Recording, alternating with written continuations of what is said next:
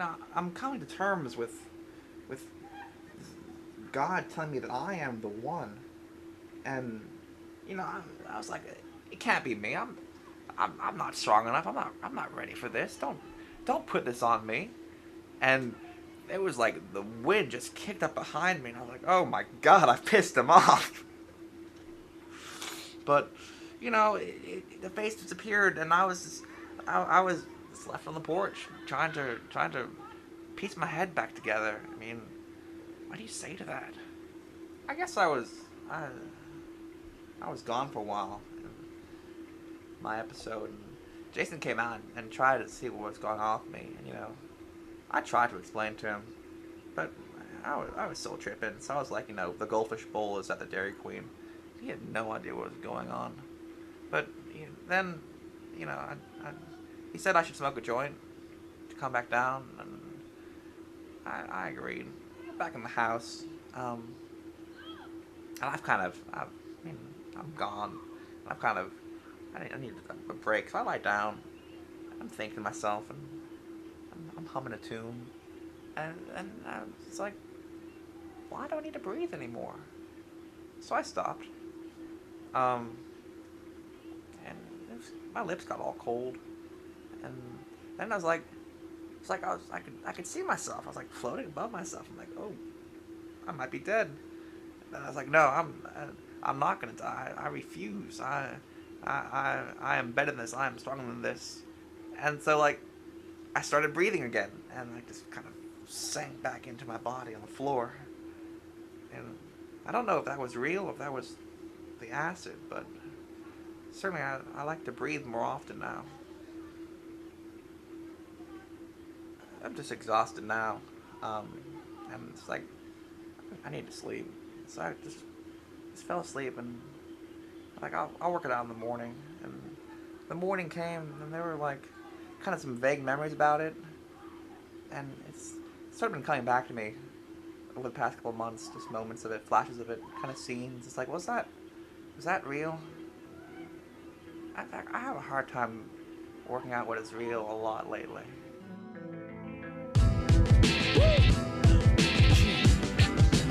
Yeah, yeah. Turn the music up, turn the lights down, I'm in my zone. Thank God for granting me this moment of clarity, this moment of honesty. The world will feel my truth. Hard knock lifetime, a gift and a curse. I gave you volume after volume of my words, so you can feel my truth. I built the dynasty by being one of the realest niggas out. Way beyond the reason, can't doubt my shoe blueprint beginning to that black album ending. Listen close, you hear what I'm about, nigga. It all started one Saturday during the summer. Some friends from out of town came down, and we laid out at the pool all day because my roommate wasn't around. I really wanted to show him a good time, so we all decided to go out Saturday night. We were really exhausted from laying out in the sun all day, so we decided we needed a pick-me-up. So we went and got an 8-ball of Coke to split between the three of us. We really wanted to start the summer off with a bang, and we knew we'd be up all night partying, so had a good time. We came back and we're still bouncing off the walls, so we got some more Coke, hosted a late night, had more people over, and just partied into the next day. So we finally got to bed around 8 a.m. or so. I saved enough Coke to get me up for work the next day. I did the smart thing. I got to work and it was just terrible. I was making mistakes. I didn't want to really deal with people. I was just really out of it, strung out all day. So they sent me home after a couple hours, and I just convinced them that I was sick. I wasn't really feeling too well. So I made it home so I could party with my friends again.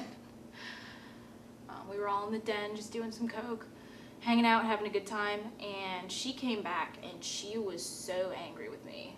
She ended up leaving in a rush and just ended up staying at a friend's house. I don't really know where she went, but I didn't talk to her for the rest of the week. I just figured, I blew it off. I just figured she'd get over it. She's been mad before about silly things, so I didn't really think it was that big of a deal. Did more Coke and stayed up all night, partied pretty much 5 days straight. I missed a couple days of work. I wasn't really looking forward to going in because they weren't happy with me anyway. And I guess at this point it didn't really matter anymore.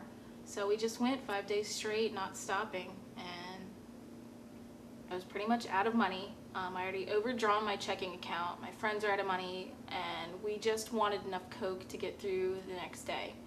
I wasn't going to be getting a paycheck since I hadn't been working, and I'd pretty much do anything to get the money that I needed. So we were trying to figure out a way to get more Coke.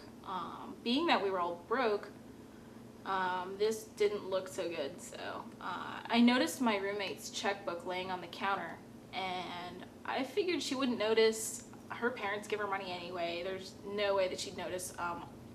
I'd have a check in like a couple weeks from work. So I just figured I'd borrow a little cash and pay her back when I had the money, and it wouldn't be a problem.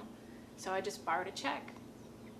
I just gotten my job like a month prior, and they were desperate for people, luckily enough, so I hadn't gotten fired yet, but I had to go to work the next day or else that was it for me. So I just needed enough Coke to get me awake. I only slept for about 4 hours the whole time, so I really just needed enough to wake me up for work, so I could get through the day. I just figured I'd borrow a little more from her. I didn't think she'd notice. I just grabbed another check. We just wanted enough Coke to, get us through another day, party a little longer, have a good time, and just forget about everything that was going on. So I just borrowed one more, and we partied some more. I started getting kind of paranoid about the money that had been missing from my roommate's account. I figured it was enough money for her to notice, so I actually hid her checkbook. I didn't want her to see that I had taken any of the checks or anything like that. So I hid the checkbook from her, and I was gonna bring it back out once I had the money so I could explain to her the whole situation. She ended up coming home sometime that week and actually asked me about it. She did notice the money missing, and I was scared to death. I didn't have an answer for her. I just told her I hadn't seen it. I knew she was still mad about my friends, being there all week long and the whole Coke thing, so I didn't really want to bring this all up to her right now. I didn't want her to be even more angry at me, so I just decided to wait until a better time to tell her what had happened. My roommate finally came to me with the canceled checks. She had figured out everything that had happened, and I guess she recognized my handwriting on them, but she was really angry. She decided to break her lease with me and pretty much didn't say 2 words to me as she was leaving. I tried to explain to her, I tried to apologize, but she just didn't understand. I was gonna have the money for her, so I didn't know why it had to come to this, but she was pretty mad.